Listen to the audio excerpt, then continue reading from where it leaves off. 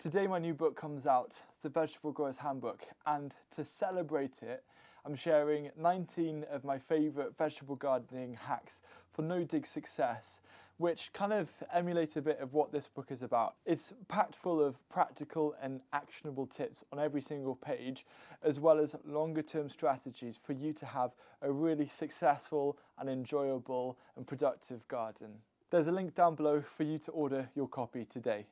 To get things started, this is an amazing way to actually visualize and plan your space. If you're looking at an empty bed and you're thinking about what to plant it with, what I like to do is use a series of sticks and string to actually split up the bed into various shapes and sections to then really start being able to visualize what I could plant in the different areas.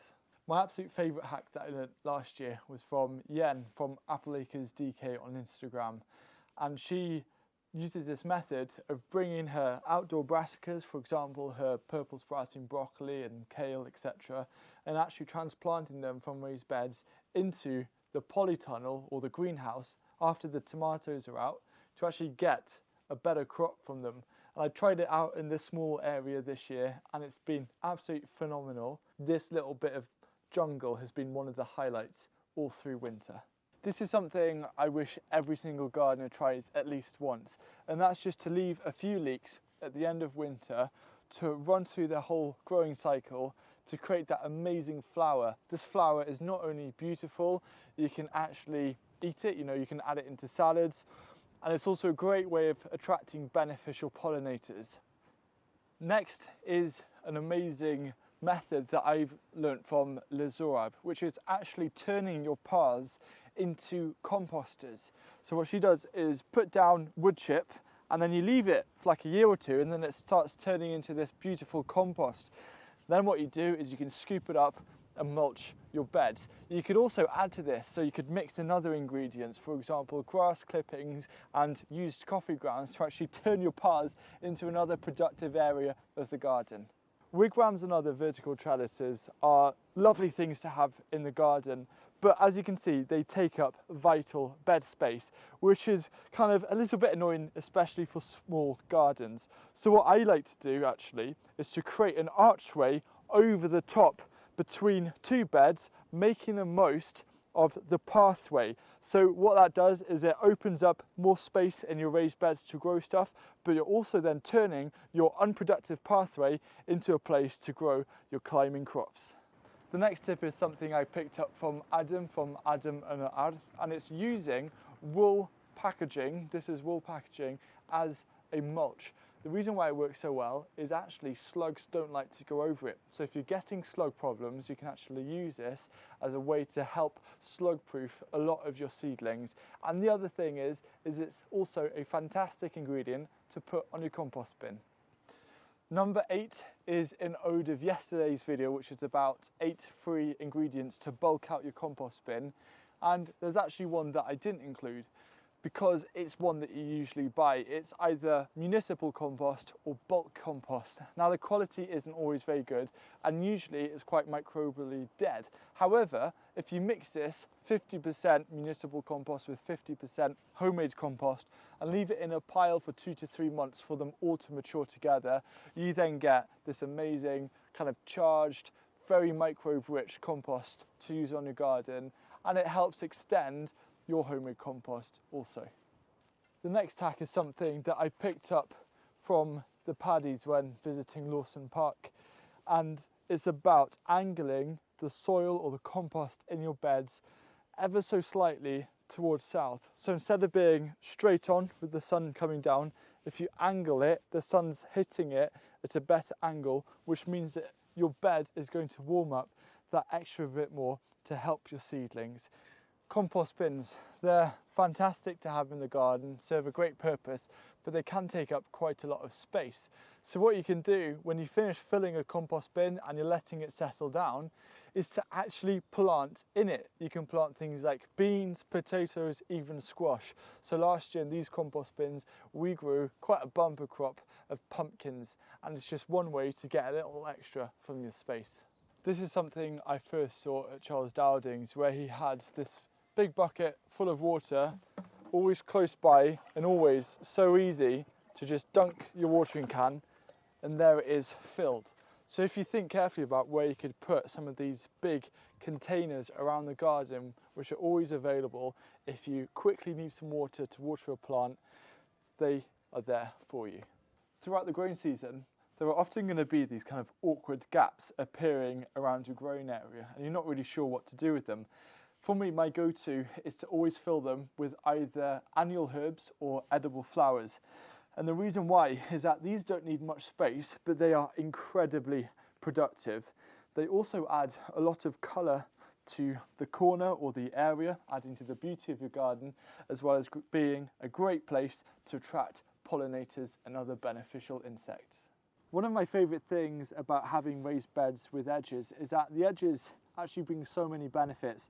I'll probably end up doing a whole video just about utilising the edges of raised beds, but one of the best things actually is allowing certain trailing plants to sprawl over. So things like strawberries and nasturtiums and squash, I actually allow them and encourage them to grow into the pathway because I love the look of the straight edges alongside the sprawling plants.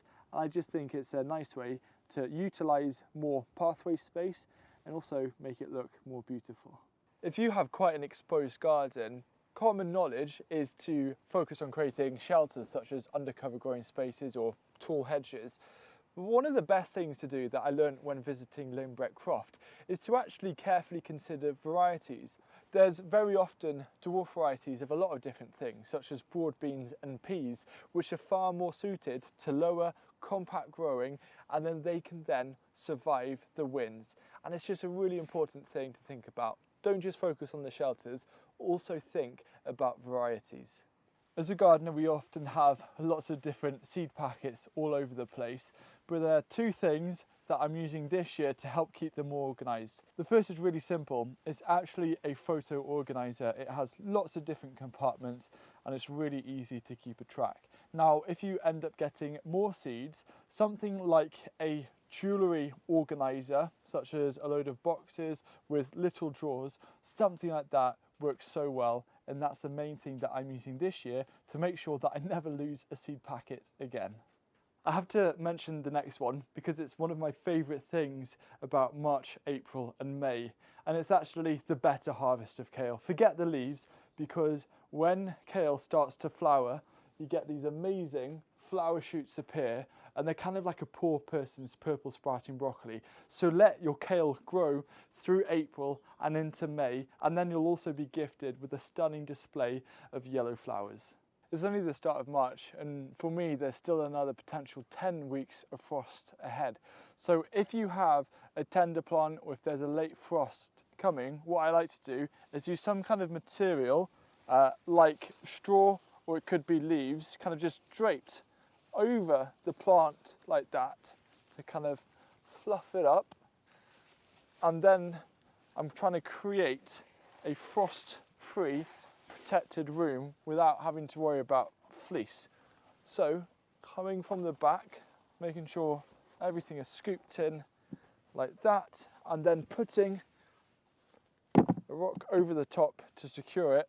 That is now an ideal frost-free site, and then the next morning after the frost has all cleared, you can just remove it and your plant is going to be nice and healthy but not pressed down.